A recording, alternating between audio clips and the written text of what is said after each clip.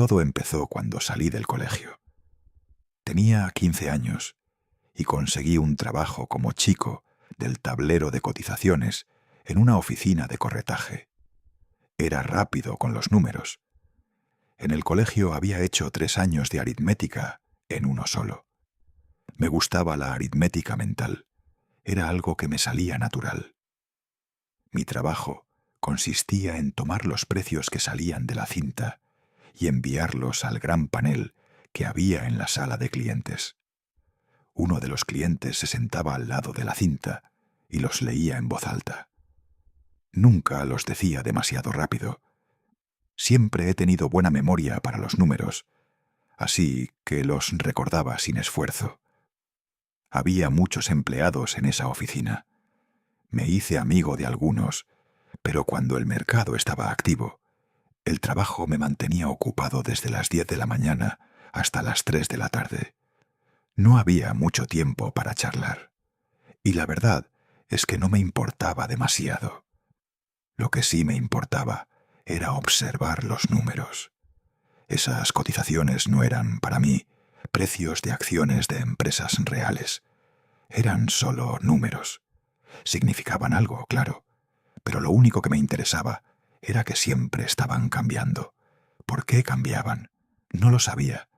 No me preocupaba. Solo veía que cambiaban. Y eso era todo lo que tenía que pensar durante 5 horas al día. Y 2 los sábados. Así fue como empecé a interesarme por el comportamiento de los precios. Tenía muy buena memoria. Recordaba perfectamente cómo habían actuado los precios el día anterior, justo antes de que subieran o bajaran. Observé que en los avances y en los descensos, los precios mostraban ciertos hábitos, ciertas repeticiones. Los casos paralelos no tenían fin. Esos precedentes fueron mi primera guía. Tenía 14 o 15 años, pero después de guardar en mi mente cientos de observaciones, empecé a probar su exactitud. Comparaba el comportamiento de una acción hoy con lo que había hecho en días anteriores. No pasó mucho tiempo antes de que fuera capaz de anticipar movimientos. Mi única guía eran las actuaciones pasadas. Llevaba en la cabeza mis propias hojas de informes. Esperaba que los precios tomaran forma, y cuando lo hacían, ya sabía qué esperar. Se podía ver, por ejemplo, en qué punto la compra era mejor que la venta. Había una batalla en el mercado, y la cinta era mi telescopio. Podía confiar en ella 7 de cada 10 veces. Otra cosa que aprendí pronto: en Wall Street no hay nada nuevo.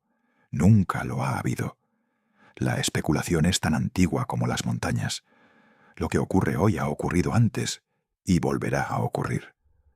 Nunca he olvidado eso. Supongo que logré recordarlo porque siempre capitalicé la experiencia. Me interesé tanto por anticipar avances y descensos en las acciones activas que me compré un pequeño cuaderno. Ahí anotaba mis observaciones. No era un registro de operaciones imaginarias para ganar o perder millones sin riesgo. Era un registro de mis aciertos y errores, y también de si mis anticipaciones eran correctas. Digamos que después de estudiar las fluctuaciones de un día en una acción activa, llegaba a la conclusión de que se estaba comportando como lo había hecho antes de romper 8 o 10 puntos. Anotaba la acción, el precio del lunes, y recordando actuaciones pasadas, escribía lo que debería hacer el martes y el miércoles. Luego lo comprobaba con la cinta real. Así fue como me interesé de verdad por el mensaje de la cinta. Desde el principio, asocié las fluctuaciones con movimientos hacia arriba o hacia abajo.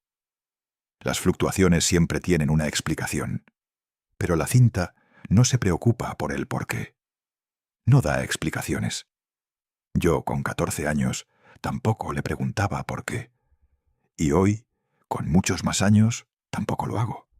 La razón de que una acción haga lo que hace hoy puede no conocerse hasta 2 o 3 días después, o incluso semanas o meses. Pero ¿qué importancia tiene eso? La cinta se preocupa por el hoy, No por el mañana. La razón puede esperar. Tú debes actuar inmediatamente o quedarte fuera. Llevé mi cuaderno durante 6 meses. En vez de irme a casa cuando acababa el trabajo, me quedaba anotando cifras y estudiando los cambios, buscando repeticiones y paralelismos. Aprendí a leer la cinta, aunque en ese momento no era consciente de ello. Un día, uno de los chicos de la oficina, mayor que yo, se acercó mientras comía y me preguntó si tenía dinero. Le dije, ¿por qué quieres saberlo? Me contestó, tengo un soplo sobre Burlington. Voy a jugarlo si encuentro a alguien que vaya conmigo. ¿Qué quieres decir con jugarlo?, pregunté. Para mí, los que jugaban eran los clientes ricos. Eso es lo que quiero decir. Jugarlo. ¿Cuánto tienes? ¿Cuánto necesitas? Puedo operar 5 participaciones poniendo $5. ¿Cómo vas a jugarlo? Voy a comprar todo el Burlington, que la Bucket Shop me deje con el margen que dé. Le dije que esperara. Saqué mi cuaderno y miré las cifras. Burlington estaba actuando exactamente como lo hacía antes de subir. Nunca había comprado ni vendido nada en mi vida, pero esto era una oportunidad para probar si mis cifras eran correctas. Le di todo lo que tenía y él fue a la Bucket Shop y compró. 2 días después vimos los resultados. Yo gané $3 con 12 centavos. Después de esa primera operación, me aficioné a especular en las bucket shops. Iba durante la comida y compraba o vendía. Me daba igual. Estaba jugando un sistema, no una acción favorita ni opiniones. En las bucket shops solo apostabas a las fluctuaciones que quedaban impresas en la cinta. No pasó mucho tiempo antes de que sacara bastante dinero y dejara mi trabajo en la oficina de corretaje. Mis compañeros pusieron pegas, pero cuando vieron lo que ganaba, se callaron. Era solo un chico y el sueldo de oficina no era mucho. Saqué más provecho con mi primer anzuelo. Tenía 15 años cuando junté mis primeros $1000 en efectivo. Los puse delante de mi madre. Ella se asustó. Quería que los guardara en el banco. Decía que era más dinero del que cualquier chico de 15 años debería tener. No creía que fuera dinero de verdad. Yo intentaba explicarle que no apostaba, que calculaba. Pero ella solo veía que $10,000 era una fortuna. Yo solo veía más margen. Después de descubrir que la Cosmopolitan Stock Brokerage Company estaba lista para atacarme de forma sucia, si el margen de 3 puntos y la prima de 1,5 puntos no bastaban, decidí que ya era hora de cambiar de escenario. No quería seguir en Boston, donde las cotizaciones tenían que viajar por telégrafo. Quería estar lo más cerca posible de la fuente original. Así que, con 21 años y todo lo que tenía en el bolsillo, $2,500, tomé el tren hacia Nueva York. Llegué con ganas de operar en una oficina de verdad, de un miembro de la Bolsa de Nueva York. Nada de sucursales lejanas. Quería el parqué, la cinta en tiempo real, el flujo puro de información. No tenía mucho capital, pero estaba seguro de que podía crecerlo. Lo único que pedía era un lugar donde pudiera operar sin trampas. Al principio fui a una firma que tenía sucursal en mi ciudad. Conocía a algunos empleados, pero no me quedé mucho tiempo. No me gustó el ambiente, ni uno de los compañeros. Así que me fui directo a J.R. Fullerton & Co.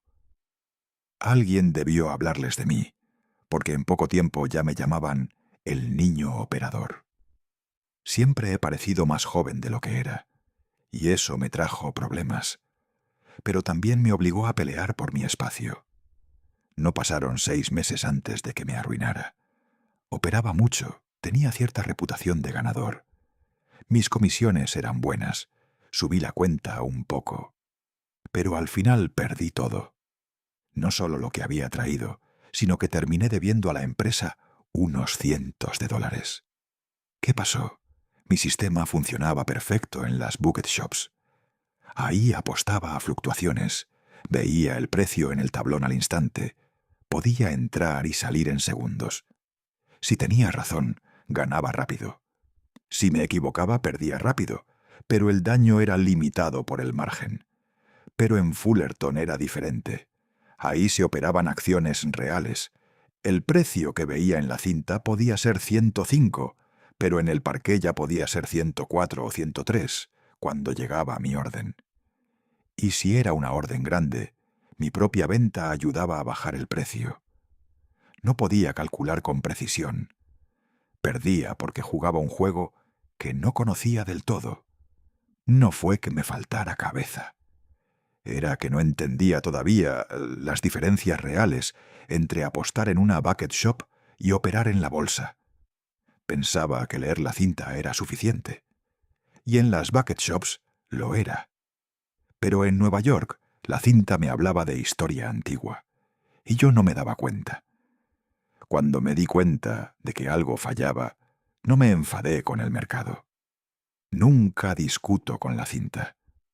Me frustré conmigo mismo. Sabía que el fallo no estaba en mí, sino en cómo jugaba. Pero a los 22 años no sabes tanto. Nadie lo sabe.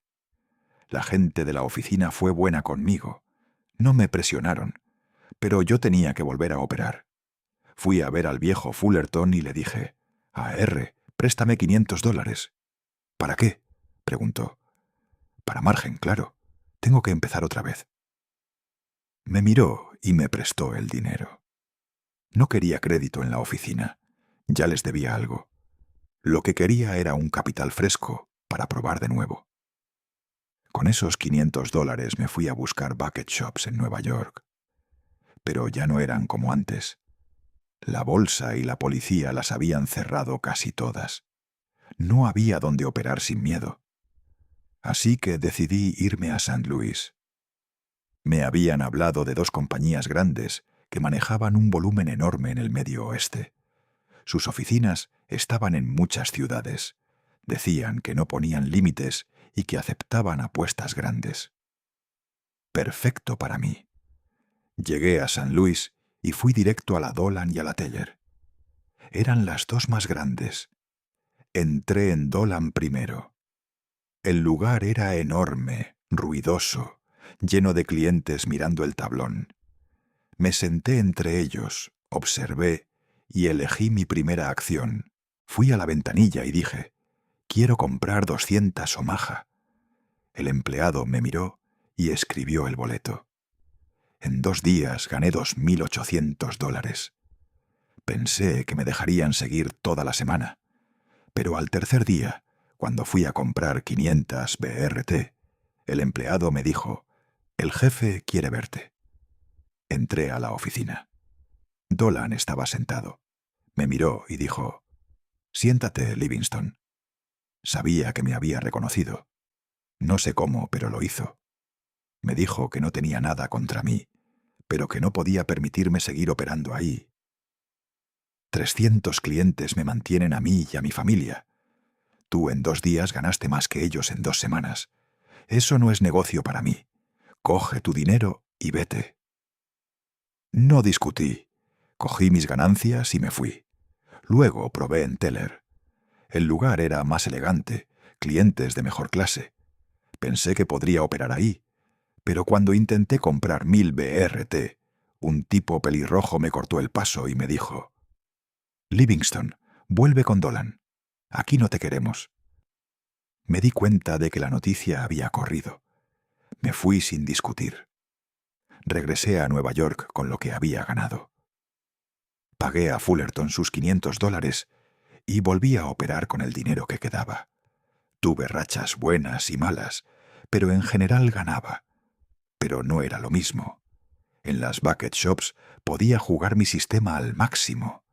En la oficina de corretaje la cinta llegaba tarde y mi propio volumen movía el precio. Perdí porque no entendía todavía las diferencias. A los 22 años no lo veía claro. Solo sabía que el fallo estaba en mi juego, no en mí. Y eso me dio más ganas de seguir aprendiendo. Uno tarda mucho tiempo en aprender las lecciones de todos sus errores. Dicen que todo tiene dos lados, pero el mercado de valores solo tiene uno. Y no es el lado alcista ni el bajista, es el lado correcto. Ese principio tan simple me costó más grabármelo en la mente que cualquier frase técnica del juego de la especulación. He oído hablar de gente que se divierte haciendo operaciones imaginarias en el mercado para demostrar que están en lo cierto. A veces, estos jugadores fantasmas ganan millones en papel. Es muy fácil apostar así. Es como la vieja historia del hombre que iba a batirse en duelo al día siguiente y su oponente le preguntó: ¿Eres un buen tirador? El duelista respondió: «Puedo darle al pie de una copa de vino a 20 pasos», con aire modesto. El otro, impasible, le dijo: «Eso está muy bien. Pero ¿puedes romper el pie cuando la copa te apunta directamente al corazón con una pistola cargada?» En mi caso, yo tenía que fundar mis opiniones en mi dinero.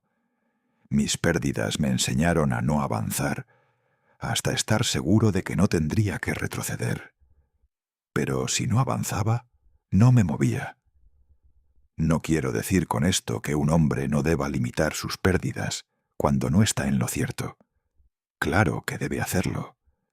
Pero eso no alimenta la indecisión. He cometido errores toda mi vida, pero al perder dinero he ganado experiencia. He acumulado muchos noes valiosos. He estado sin un céntimo varias veces, pero nunca perdí todo. De lo contrario, no estaría aquí ahora. Siempre supe que tendría una segunda oportunidad y que no cometería dos veces el mismo error. Creía en mí. Un hombre debe creer en sí mismo y en su juicio si piensa ganarse la vida en este juego. Por eso no creo en las advertencias ni en los soplos. Si compro acciones porque Smith me dice que van a subir, también tengo que venderlas por la misma razón. Dependo de él. Pero, ¿qué pasa si Smith está de vacaciones cuando llega el momento de vender? No, señor. Nadie puede darme un pronóstico, o una serie de ellos, que me haga ganar más dinero que el que ganaría con mi propia opinión. Tardé 5 años en aprender a jugar lo bastante inteligente como para ganar mucho cuando tenía razón. No tuve tantas experiencias dramáticas como podrías imaginar. El proceso de aprender a especular no parece tan emocionante visto desde lejos. Me quedé sin un duro varias veces, y eso nunca es agradable, pero mi forma de perder dinero es la misma que la de miles de personas que pierden en Wall Street. La especulación es un negocio duro, y un especulador debe estar siempre trabajando, o no tendrá trabajo que hacer.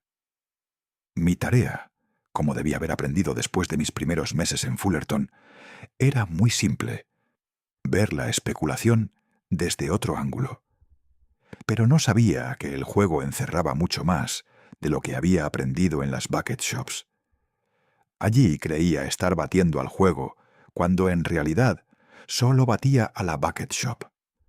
La habilidad para leer la cinta que desarrollé en esas oficinas me fue muy valiosa, y la formación de mi memoria también. No me costó trabajo adquirir ambas cosas. Les debo a ellas, no a mi cerebro ni a mi inteligencia, mis primeros éxitos como operador. Mi mente no estaba ejercitada y mi ignorancia era colosal. El juego me enseñó el juego. Y no excusó la vara mientras lo hacía. Recuerdo mi primer día en Nueva York. Ya les conté cómo las bucket shops, negándose a aceptar mi dinero, me llevaron a buscar una casa de comisiones acreditada. Uno de los chicos de la oficina donde trabajé antes estaba en Harding Brothers, miembros de la Bolsa de Nueva York. Llegué por la mañana y antes de la 1 Ya había abierto una cuenta y estaba listo para operar. No he explicado lo natural que me resultaba operar exactamente como lo había hecho en las bucket shops, donde todo lo que hacía era apostar a las fluctuaciones y coger pequeños, pero seguros, cambios en los precios. Nadie se ofreció a señalar las diferencias esenciales o ponerme en lo cierto. Si alguien me hubiera dicho que mi método no funcionaba, habría intentado asegurarme por mí mismo, porque cuando no tengo razón, solo una cosa me convence: perder dinero. Eso es especular. Hubo momentos muy animados por aquellos días y el mercado fue muy activo. Esto siempre alegra a un tipo. Me sentí inmediatamente como en casa. El viejo y familiar tablero de cotizaciones estaba delante de mí, hablando en una lengua que había aprendido antes de cumplir los 15 años. Había un muchacho haciendo exactamente lo mismo que yo solía hacer en mi primera oficina. Allí estaban los clientes, el mismo grupo de siempre, mirando el tablero o de pie al lado del boleto, gritando precios y hablando del mercado. La maquinaria era, al parecer, la misma a la que estaba acostumbrado. El ambiente era el mismo que había respirado desde que gané, por primera vez, mi dinero en el mercado de valores. $3.12 en Burlington. El mismo tipo de ticker y el mismo tipo de operadores, y por tanto, el mismo juego. Y recuerden, ¿solo tenía 22 años? Supongo que creía conocer el juego de la A a la Z. ¿Y por qué no había de ser así? Observé el tablero y vi algo que me pareció bueno. Se estaba comportando de la forma adecuada. Compré 100 a 84. Me salió 85 en menos de una hora. Entonces vi otra cosa que me gustó también, e hice lo mismo.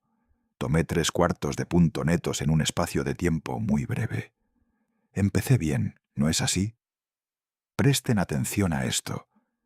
En mi primer día como cliente de una bolsa acreditada, y en solo 2 horas, operé en 1100 participaciones de una acción, saltando hacia adentro y hacia afuera. Y el resultado neto de las operaciones del día fue una pérdida de exactamente $1.100. O lo que es lo mismo, en mi primer intento casi la mitad de mi apuesta se esfumó. Recuerden que algunas de las operaciones mostraron beneficios. Pero yo me dejé $1.100 ese día. No me preocupaba, porque no pensé que el error pudiera estar en mí. Mis movimientos eran también lo bastante correctos. Y si hubiera estado operando en la vieja Cosmopolitan, habría resultado aún mejor que a la par. Mis $1.100 desvanecidos me dijeron que la máquina no era como debía ser. Pero mientras el maquinista estuviera bien, no había necesidad de pasar apuros. La ignorancia a los 22 años no es un defecto estructural. Pasados unos cuantos días, me dije a mí mismo: no puedo operar aquí de esta manera. El ticker no ayuda como debería. Pero dejé que se moviera sin quedarme sin nada. Lo mantuve arriba y tuve buenos y malos días, hasta que me quedé limpio. Fui a ver al viejo Fullerton y le hice que apostara por mí $500. Y regresé de St. Louis, como ya dije, con el dinero que saqué de las bucket shops, juego al que siempre podía ganar. Jugué con más cuidado y obtuve mejores resultados durante un tiempo. Tan pronto como mis circunstancias mejoraron, comencé a vivir bastante bien. Hice amistades y me divertí mucho. Todavía no había cumplido los 23. Completamente solo en Nueva York, con dinero fácil en los bolsillos, y la creencia de que estaba empezando a comprender la nueva máquina. Estaba haciendo concesiones para la ejecución real de mis órdenes en el parqué de la bolsa, y moviéndome con más cuidado. Pero seguía adhiriéndome a la cinta, esto es, ignoraba todavía los principios generales. Y mientras así lo hiciera, no podría saber lo que fallaba en mi operación. Nos adentramos en el gran boom de 1901 y gané mucho dinero, es decir, para un niño. ¿Recuerdan esa época? La prosperidad del país no tenía precedentes. No solo nos adentramos en una era de consolidaciones industriales y combinaciones de capital que batieron todo lo que habíamos tenido hasta ese momento, sino que además el público se volvió loco por las acciones.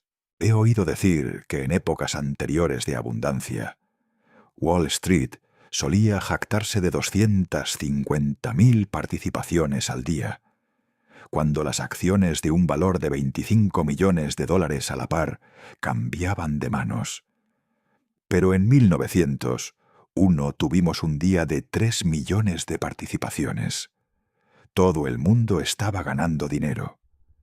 La multitud del acero llegó a la ciudad, una horda de millonarios con no más aprecio del dinero que los marineros ebrios. El único juego que les satisfacía era el del mercado de valores. Tuvimos algunos de los mayores capitalistas que jamás tuvo la calle. John W. Gates, con fama de «te apuesto $1 millón», y sus amigos, como John A. Drake, Loyal Smith y demás. La multitud de Reitz Litzmoor, que vendió parte de sus valores en cartera de los aceros, y con las ganancias compró en el mercado abierto la mayoría real de las acciones del gran sistema de Rock Island. Y Schaub, y Frick, y Phillips, y la camarilla de Pittsburgh, por no nombrar a las veintenas de hombres que quedaron apartados, pero que en cualquier otro momento hubieran sido llamados grandes apostadores. Un tipo podía comprar y vender todas las acciones que había. Keane hizo mercado para las participaciones de la US Steel. Un corredor vendió, en cuestión de minutos, 100.000 participaciones. Fue un momento maravilloso. Y hubo también triunfos maravillosos. Y no había que pagar impuestos por las ventas de las acciones. Y no se calculaba a ojo. Por supuesto, después de un tiempo, oí que se gritaron muchas calamidades, y los viejos actores dijeron que todos, excepto ellos, se habían vuelto locos. Yo sabía, por supuesto, que debía haber un límite a los avances y un final a la compra loca de cualquier cosa vieja, y me hice bajista. Pero cada vez que vendí, perdí dinero, y si no fuera porque corrí muy deprisa, habría perdido mucho más. Busqué una ruptura, pero jugaba seguro, ganando dinero cuando compré y perdiendo cuando vendí al descubierto, de forma que no estaba beneficiándome tanto del boom como pensaríais si consideráis lo fuertemente que solía operar, aun siendo niño. Había una acción en la que no estaba al descubierto, la Northern Pacific. Mi lectura de la cinta me vino muy bien. Creía que la mayoría de las acciones se habían comprado en un punto muerto, pero Little Nipper se comportaba como si fueran a subir aún más. Sabemos ahora que las comunes y las preferentes estaban siendo fuertemente absorbidas por la combinación Kuhn-Loeb-Harriman. Yo estaba a crédito de 1.000 participaciones de las comunes de la Northern Pacific, y las mantuve a pesar de tener en contra a toda la oficina. Cuando llegó al 110 aproximadamente, tuve un beneficio de 30 puntos y lo agarré. Esto hizo que mi balance en la oficina de mi agente de bolsa fuera de casi $50.000, la mayor cantidad de dólares que fui capaz de acumular hasta ese momento. No estaba tan mal para un tipo que había perdido todos sus centavos operando en esa misma oficina unos pocos meses antes. Si recuerdan, la multitud de Harriman informó a Morgan y Hill de su intención de estar representada en la combinación Burlington Great Northern Pacific, y la gente de Morgan ordenó a Keane comprar 50.000 participaciones de la NPE para mantener el control de sus posesiones. He oído que Keane le pidió a Robert Bacon que hiciera el encargo de 150.000 participaciones, y los banqueros así lo hicieron. En cualquier caso, King envió a uno de sus agentes de bolsa, Eddie Norton, a la multitud de la NPE y compró 100.000 participaciones. Esta vino seguida de otra orden, creo que de 50.000 participaciones adicionales, y siguió el famoso rincón. Tras el cierre del mercado, el 8 de mayo de 1900, el mundo entero sabía que se estaba desarrollando una batalla de gigantes financieros. Nunca se habían enfrentado en este país dos combinaciones tales de capital. Harriman frente a Morgan, una fuerza irresistible enfrentándose a un objetivo inamovible. Allí estaba yo la mañana del 9 de mayo, con casi $50.000 en efectivo y ninguna acción. Como ya les conté, yo había sido muy bajista durante algunos días, y aquí se me presentaba, por fin, mi oportunidad. Sabía lo que ocurriría. Una ruptura desagradable y después algunas gangas maravillosas. Habría una rápida recuperación y grandes beneficios para aquellos que habían cogido las gangas. No hacía falta ser un Sherlock Holmes para averiguarlo. Íbamos a tener oportunidad de cogerlas, no solo para conseguir mucho dinero, sino también para obtener dinero seguro. Todo sucedió como yo había previsto. Estaba completamente en lo cierto. Perdí cada centavo que poseía. Fui liquidado por algo poco frecuente. Si lo inesperado no ocurriera nunca, no habría diferencias entre las personas y la vida carecería de diversión. El juego se convertiría, simplemente, en un asunto de sumar y restar. Haría de nosotros una raza de libreros de mente aplicada. Lo que desarrolla el cerebro humano es la investigación. Pensad lo que hay que hacer para estar en lo cierto. El mercado hervía, como yo había esperado. Las transacciones eran enormes y el alcance de las fluctuaciones careció de precedentes. Puse muchas órdenes de venta en el mercado. Cuando vi los precios de apertura, tuve un ataque, ya que las rupturas eran horribles. Mis agentes de bolsa estaban trabajando. Eran tan competentes y concienzudos como cualquiera. Pero cuando ejecutaron mis órdenes, las acciones habían subido 20 puntos más. La cinta se encontraba a años luz del mercado, y los informes tardaban en producirse debido a la prisa de los negocios.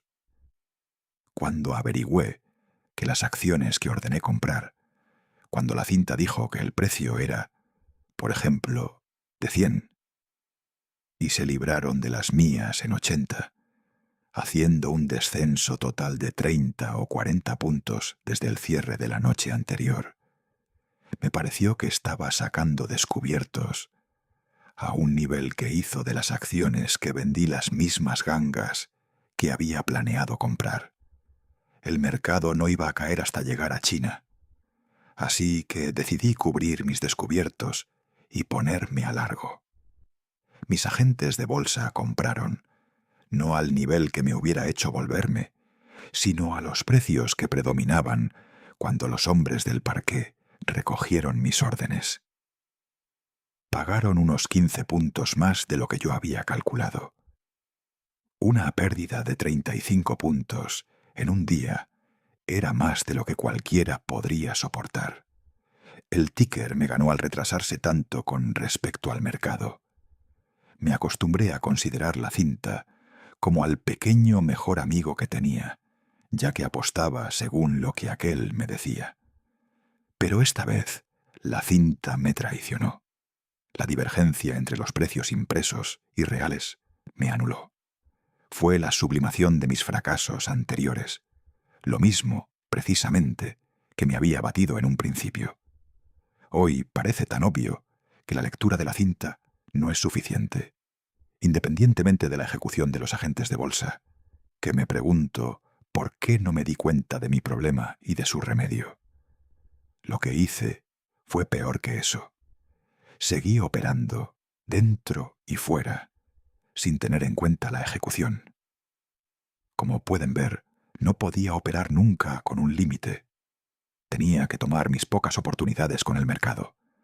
Eso es lo que intentaba batir, el mercado, no el precio concreto.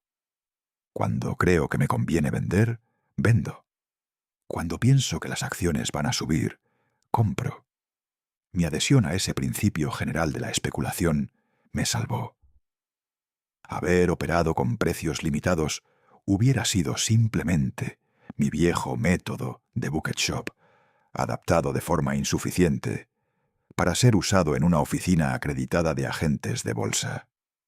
Nunca habría aprendido lo que es la especulación, sino que hubiera seguido apostando en lo que era, según me decía mi limitada experiencia, una cosa segura. Siempre que intenté limitar los precios para limitar los inconvenientes de operación en el mercado, cuando el ticker se retrasaba, me di cuenta de que el mercado se me escapaba. Esto sucedía tan a menudo que dejé de intentarlo.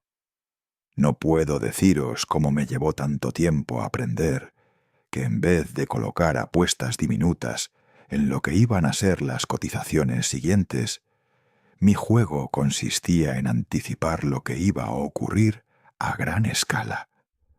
Después de mi contratiempo del 9 de mayo, seguí trabajando, usando un método modificado, aunque todavía defectuoso. Si no hubiera ganado a veces dinero, habría adquirido más rápidamente sabiduría de mercado. Pero estaba ganando lo suficiente como para permitirme vivir bien. Me gustaban los amigos y disfrutar. Aquel verano viví en la costa de Jersey, al igual que cientos de hombres prósperos de Wall Street. Mis ganancias no bastaban para compensar mis pérdidas y gastos. No seguí operando en la forma terca en que lo hice anteriormente.